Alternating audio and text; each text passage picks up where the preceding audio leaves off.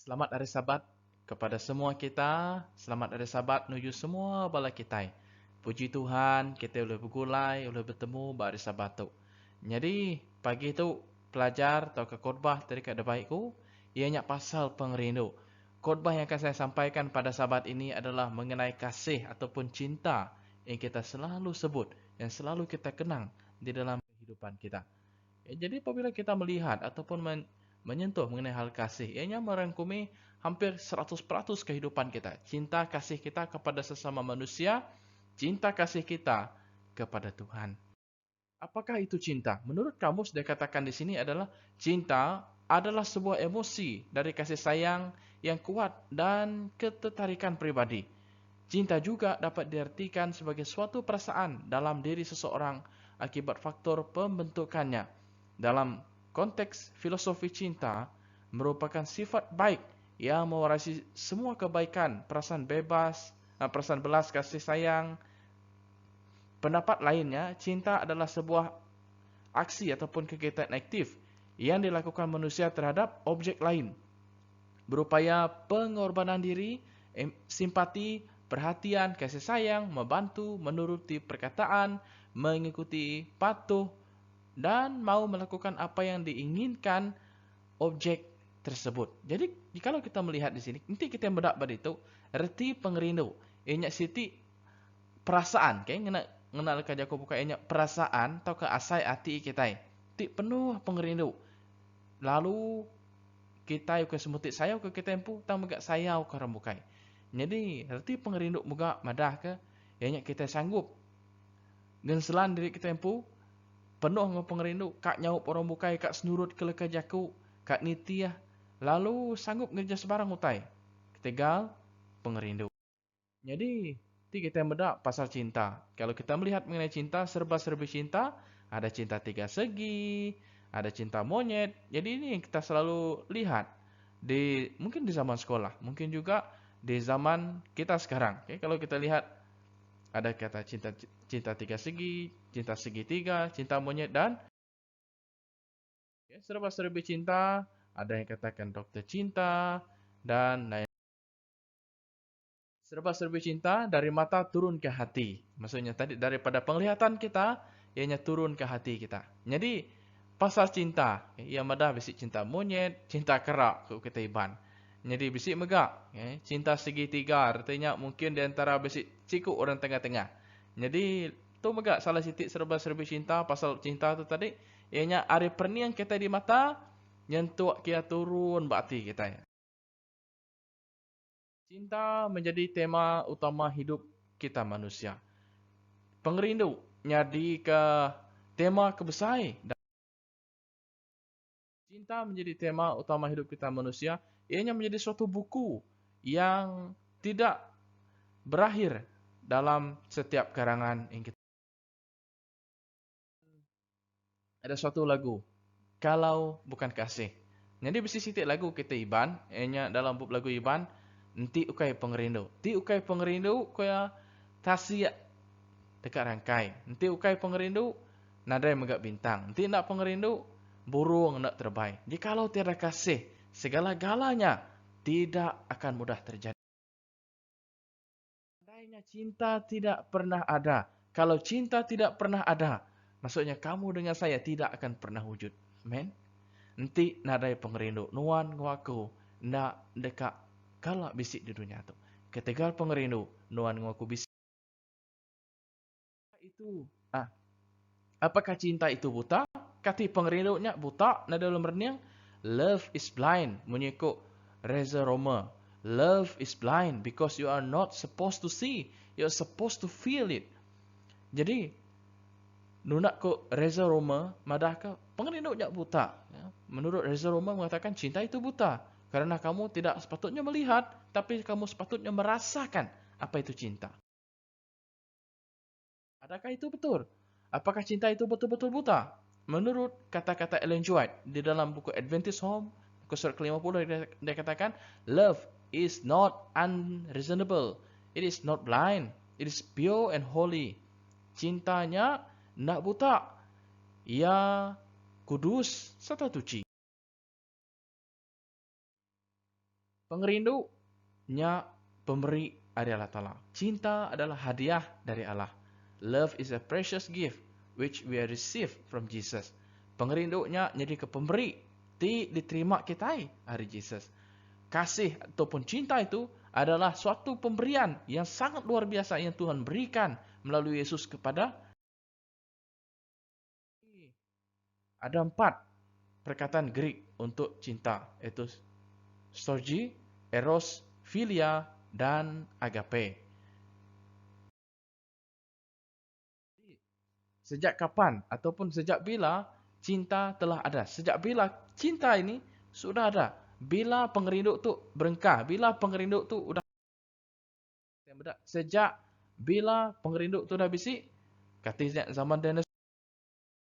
Tahu ke cintanya sigi udah bisik? Bak timpuh lama menya. Jadi nunak ke buk kudus madah ke. Pengerinduknya datai dari Tuhan. Menurut Alkitab katakan bahwa kasih itu berasalnya dari Tuhan. Maksudnya tadi, apabila adanya Tuhan, itulah permulaan kasih. Di dalam satu tulisan Ellen G. White, dia katakan, dari atom yang terkecil sampai dunia yang paling besar, segala sesuatu yang hidup maupun tidak, dalam keindahan dan kesukaan seumpama tak berselubung menyatakan bahwa Allah itu kasih adanya.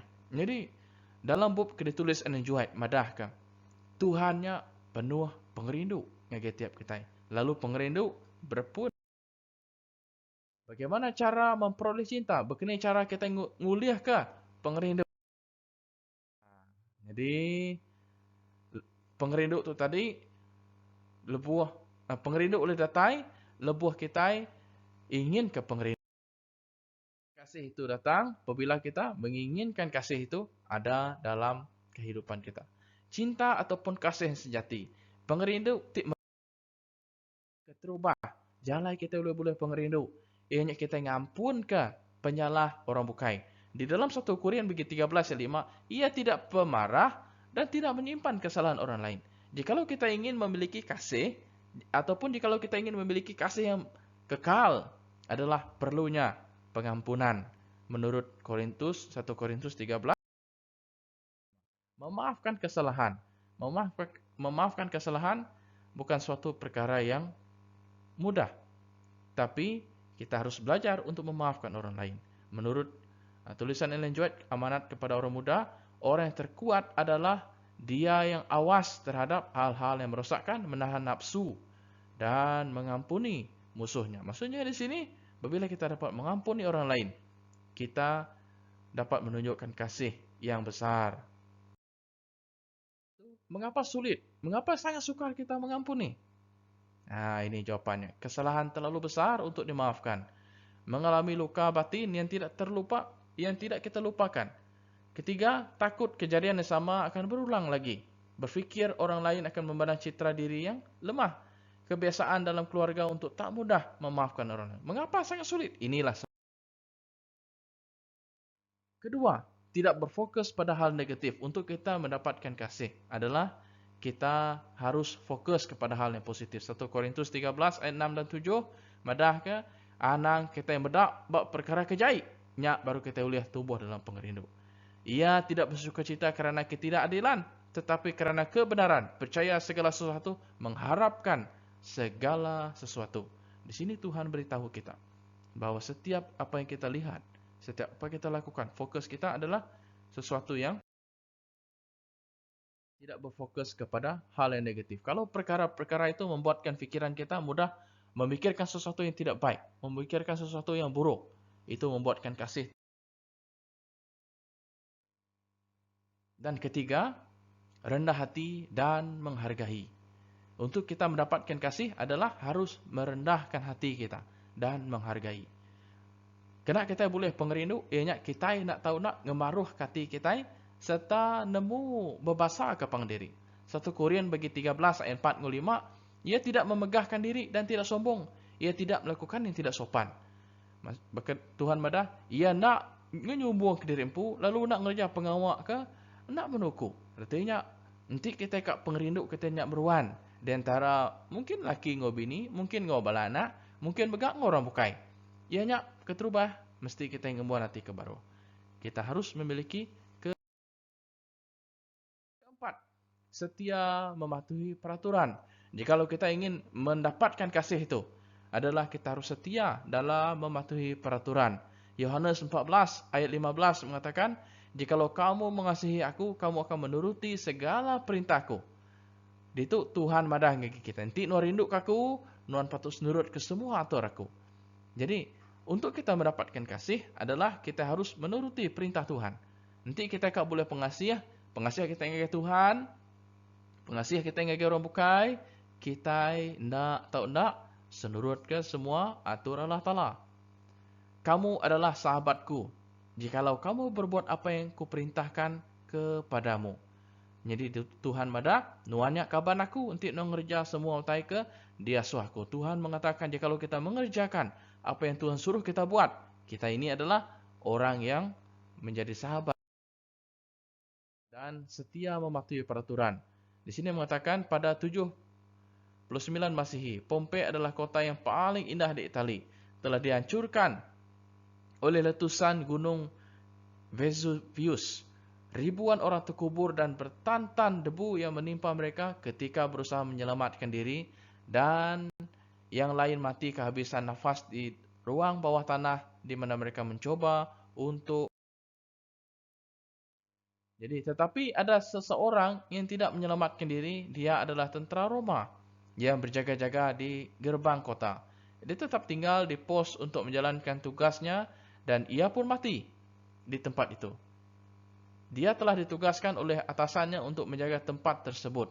Ketika debu-debu tercurah dari langit dan aliran menerjangnya, dia tetap berdiri teguh dan memegang senjatanya. 16 abad lebih barulah dia ditemukan dalam sebuah penggalian, tetap berada di posnya. Jadi di sini kalau kita melihat suatu cerita ringkas mengenai apa yang terjadi pada abad-abad yang lalu, bahwa seorang tentara Roma yang sangat setia dalam tugasannya. Begitu juga mengajar agar kita setia dalam mematuhi segala aturan Tuhan. Ini adalah salah satu benda yang selalu jujur ataupun selalu setia dalam yang kita dapat lihat ataupun kita contohi. Seperti cermin, kompas, dan juga jam.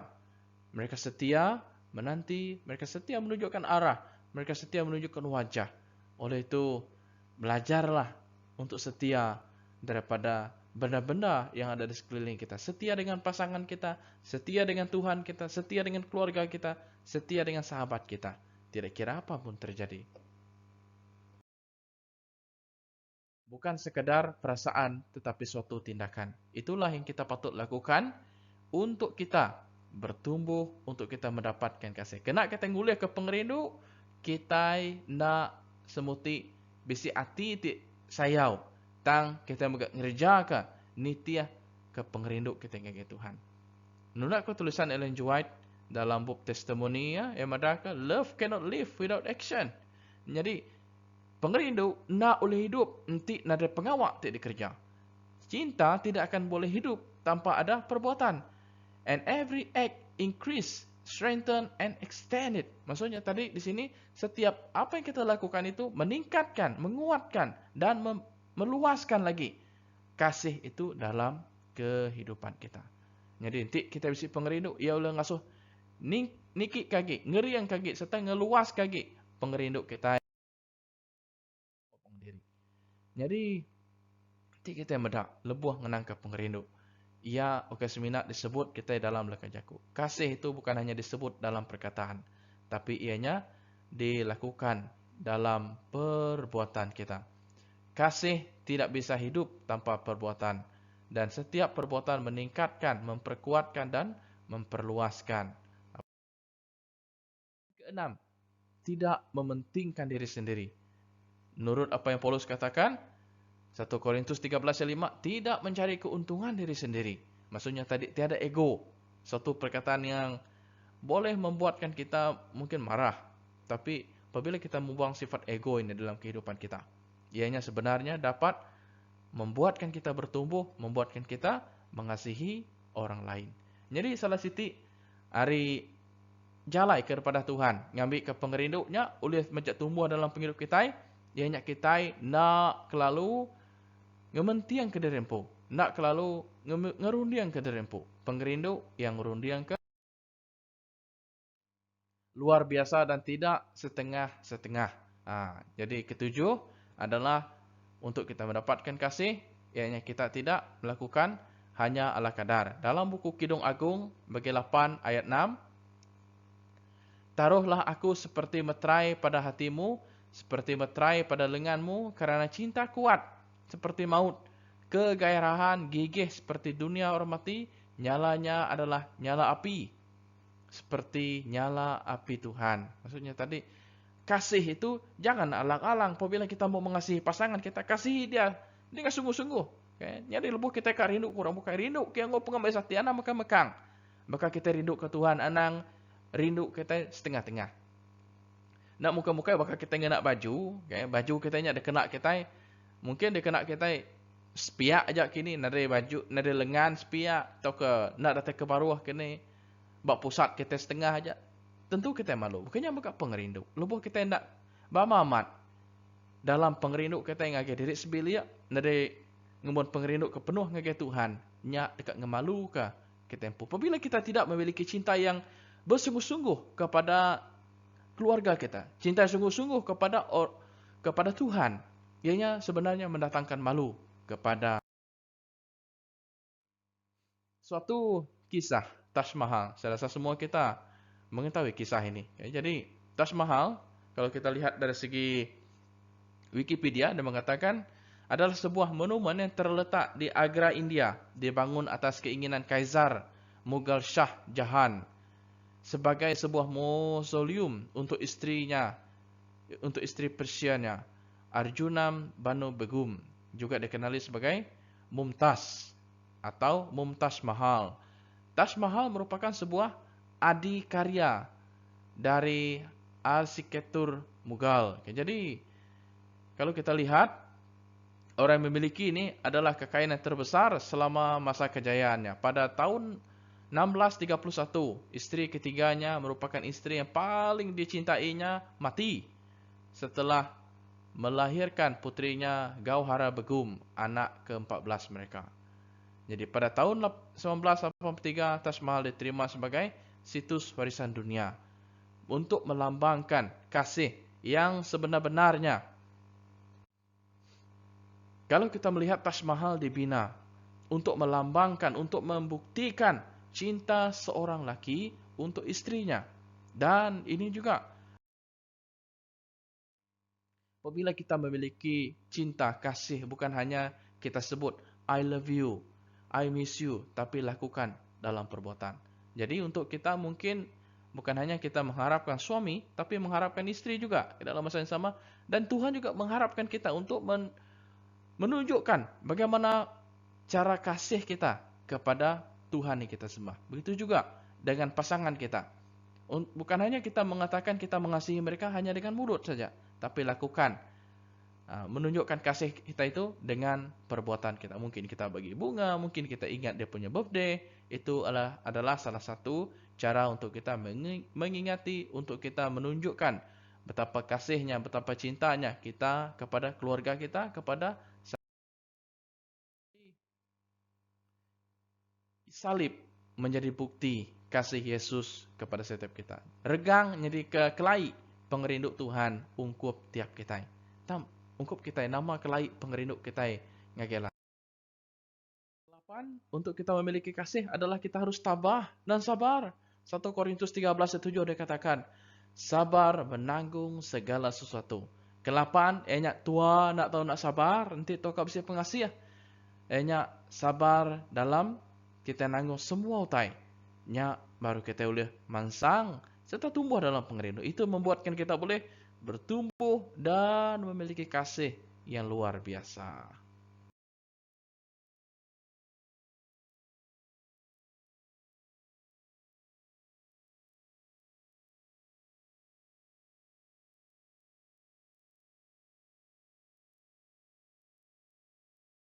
Pasal 16 ayat 32 katakan, orang yang sabar melebihi seorang pahlawan.